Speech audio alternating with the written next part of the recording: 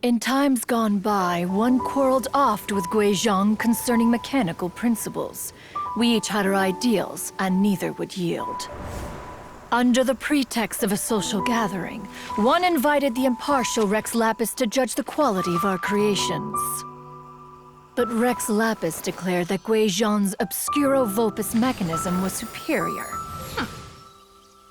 Though one was too proud to acknowledge it, in one's heart, one knew that Guizhong was indeed the superior talent in the mechanical arts. As for the story between Guizhong and Streetward Rambler, that begins with a certain bell. In Guizhong's opinion, while mechanisms were no substitute for human composers, they were yet capable of producing simple but fine melodies. But Streetward Rambler believed music to be an expression of the soul, an emotional enterprise that could never hope to be replicated by machinery. They argued endlessly, until one asked Rex Lapis to intercede. He confiscated the bell and designated it for ceremonial use. Thereafter, one would often find them convening in the mountains, discussing music, mechanics, and all the affairs of the mortal world. But these good times were not to last. War broke out between the gods, and soon engulfed the Guili Plains. Guizhong was overpowered by the enemy, and fell in battle.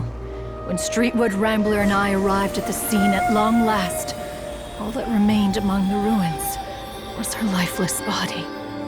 After this, at Streetward Rambler's request, Rex Lapis granted her the cleansing bell for safekeeping. To honor our friend's memory, one made a few finishing touches to her ballistic device. Many lantern rites have passed since then. Many greetings and goodbyes. Upon what do you gaze? The Guili Plains?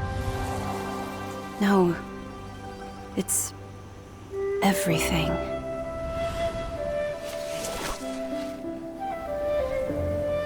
We think of human life as like a lantern that's lit one minute and extinguished the next. But are we Adepti so different? Perhaps as dust settles after a storm, we too must one day return to the world below.